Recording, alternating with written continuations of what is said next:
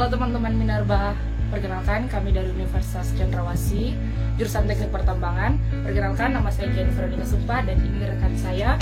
Hai, perkenalkan nama saya Syafredi Alturduma. Dan saya Nike Rima Dongga. Menurut Undang-Undang Nomor 3 Tahun 2020 tentang pertambangan mineral dan batu bara, sebagian atau seluruh tahap kegiatan dalam rangka pengolahan dan pengusahaan mineral atau batu bara yang meliputi penyelidikan umum, eksplorasi, studi kelayakan, konstruksi, penambangan, pengolahan, dan atau pemurnian, atau pengembangan, dan atau pemanfaatan, pengangkutan, dan penjualan, serta kegiatan pasca tambang. Kegiatan pertambangan Indonesia pasti menimbulkan dampak positif dan dampak negatif.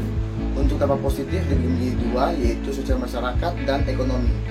Untuk sosial masyarakat, kegiatan penambangan dapat mengurangi angka pengangguran karena kegiatan penambangan membutuhkan banyak pekerja. Untuk ekonomi, dari laporan Kementerian SDM tahun 2020 tercatat bahwa pendapatan negara bukan pajak pada sektor pertambangan sebesar 34,6 triliun. Dalam hal ini, kegiatan penambangan berkontribusi besar dalam meningkatkan pendapatan negara. Dampak negatif, lingkungan dan sosial masyarakat. Untuk lingkungan sendiri yaitu perubahan bentang alam, untuk sosial masyarakat sendiri yaitu pola pikir berubah karena faktor lingkungan tadi, dari aktivitas penambangan mengubah bentang alam, sehingga masyarakat cenderung terdoktrin bahwa pertambangan membawa dampak terhadap lingkungan di mana masyarakat kehilangan mata pencarian masyarakat. Setelah mengetahui dampak pertambangan di Indonesia, selanjutnya kami akan membahas mengenai dampak pertambangan pada tambang nikel di Kabupaten Konawe Utara, Provinsi Sulawesi Tenggara. Kabupaten Konawe Utara merupakan salah satu kabupaten yang berada di Sulawesi Tenggara. Kabupaten Konawe Utara memiliki cadangan nikel yang melimpah. Nikel merupakan salah satu barang tambang yang sangat berharga dan memiliki nilai jual yang tinggi di pasaran dunia.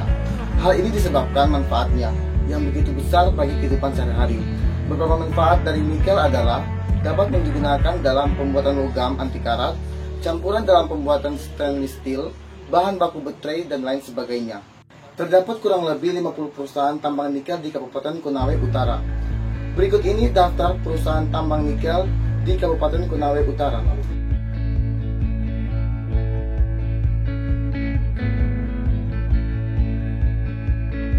Dampak positif pertambangan akibat aktivitas tambang nikel di Kabupaten Konawe Utara, Provinsi Sulawesi Tenggara. Untuk dampak positifnya ada dua, yang pertama sosial masyarakat dan yang kedua ekonomi. Untuk sosial masyarakat, kegiatan penambangan banyak menyerap pekerja, apalagi ada rencana pembangunan smelter di mana membutuhkan pekerja di dalamnya. Untuk kegiatan ekonomi, kegiatan penambangan memiliki peran dalam PDRB Provinsi Sulawesi Tenggara. Bisa dilihat pada gambar PDRB tahun 2014 sampai tahun 2019 mengalami peningkatan. Dari situ dapat melihat bahwa peran penambangan sangat besar di dalamnya. Dampak negatif pertambangan akibat aktivitas tambang nikel di Konawe, Sulawesi Tenggara. Dampak negatifnya yaitu untuk lingkungan, kita bisa lihat pada gambar. Bencana banjir membuat lingkungan alam dan wilayah tambang dapat menjadi wilayah yang rawan bencana. Nah, sudah saya jelaskan tadi di atas bahwa yang dulunya hutan sekarang sudah hilang fungsi, sehingga daerah penambangan pada saat hujan sudah tidak bisa untuk mencadangkan air. Untuk gambar yang kedua, pencemaran air laut dari pengangkutan biji nikel. Air laut berubah menjadi merah sehingga juga berpengaruh terhadap mata pencarian masyarakat setempat yang dulunya masyarakat di situ sebagai nelayan dan petani rumput laut. Akibat dari tercemarnya air laut tersebut sehingga mereka mengalami penurunan perekonomian. Kebijakan yang dapat kita ambil adalah upaya-upaya yang dapat dilakukan oleh pemerintah dalam mengurangi dampak negatif kegiatan pertambangan ini, antara lain: yang pertama, berhati-hati dalam membuat kebijakan di bidang pertambangan. Yang kedua, membuat standar pengelolaan lingkungan hidup yang tinggi dalam industri pertambangan. Yang ketiga, membuat kebijakan di bidang pertambangan yang berpihak kepada rakyat. Yang keempat, memberi perlindungan kepada masyarakat di sekitar lokasi pertambangan.